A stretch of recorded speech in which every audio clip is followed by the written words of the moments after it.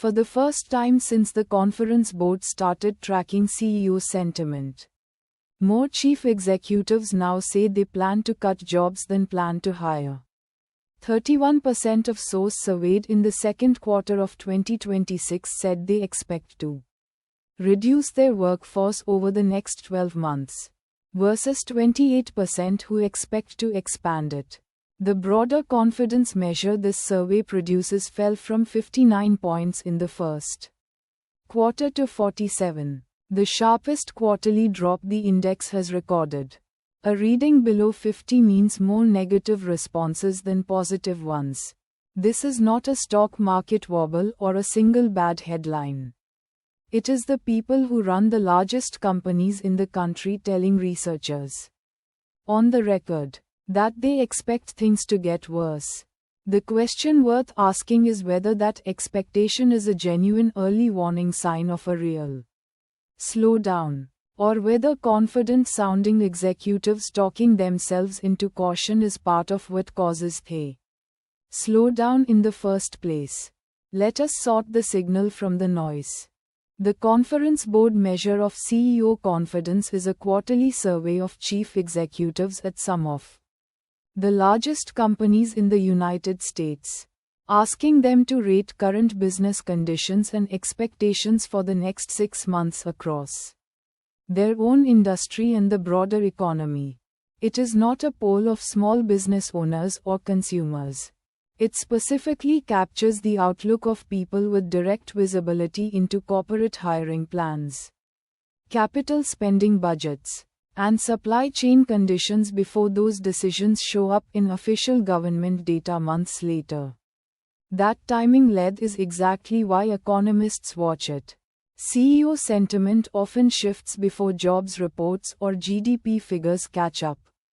Since executives are reacting to order books and internal forecasts in real time rather than waiting for published statistics, the second quarter survey polled 141 sources between May 4 and May 18 of 2026. Only 15% said current economic conditions were better than 6 months earlier, down sharply from 39% the previous quarter, while 47% said conditions were worse, up from just 8%. Focus on the layoff and hiring split specifically, because that is the most concrete, actionable number in the whole survey. 31% of sources said they plan to reduce headcount in the next 12 months, up from 27% the prior quarter. 28% said they plan to expand headcount, down from 31%. That crossover, more planned cuts than planned expansion, has not happened before in the history of this particular survey question.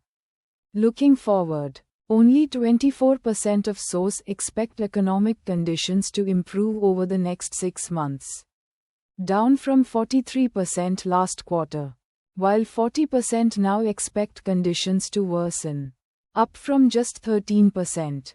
Executives do not typically plan workforce reductions casually. Headcount decisions involve severance costs, morale effects, and the risk of being understaffed if demand rebounds faster than expected.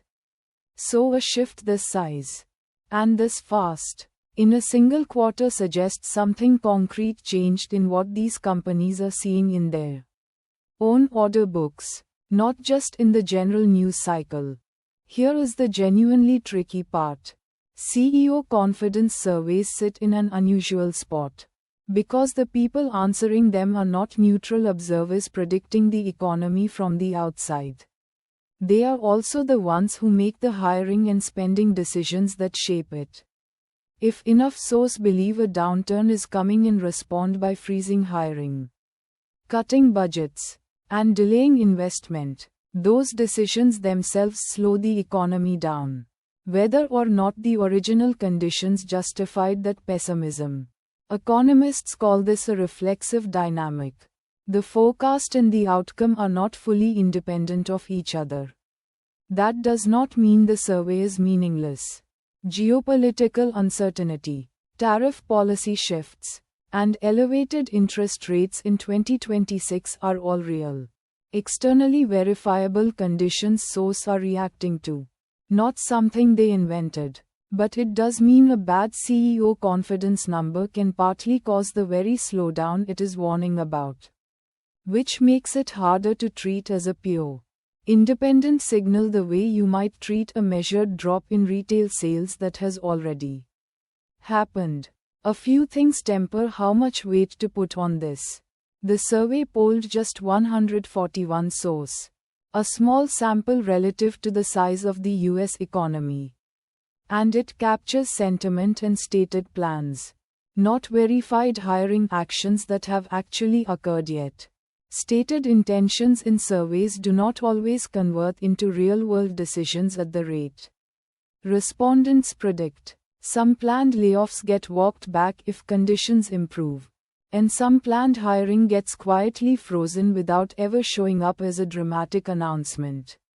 This is also one quarter of data following a sharp reversal from an unusually optimistic first quarter reading of 59.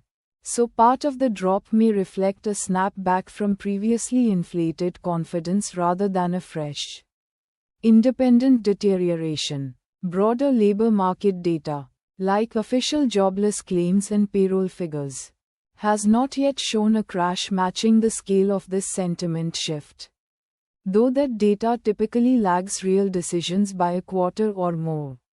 Watch the next 1 or 2 quarters of actual hiring data before treating this as a confirmed turning point rather than a warning sign. Quick recap. The Conference Board's CEO Confidence Index dropped from 59 to 47 in a single quarter, its sharpest fall on record. And for the first time ever, more surveyed sources plan to cut jobs, 31%, than plan to hire, 28%. So, signal or noise? This one is a genuine signal worth taking seriously, but not yet a confirmed verdict on the economy. The people making real corporate spending and hiring decisions are reporting a real sharp shift in outlook, tied to specific, externally verifiable conditions like tariff policy and elevated rates, not manufactured panic. At the same time, stated survey intentions are not the same as completed layoffs.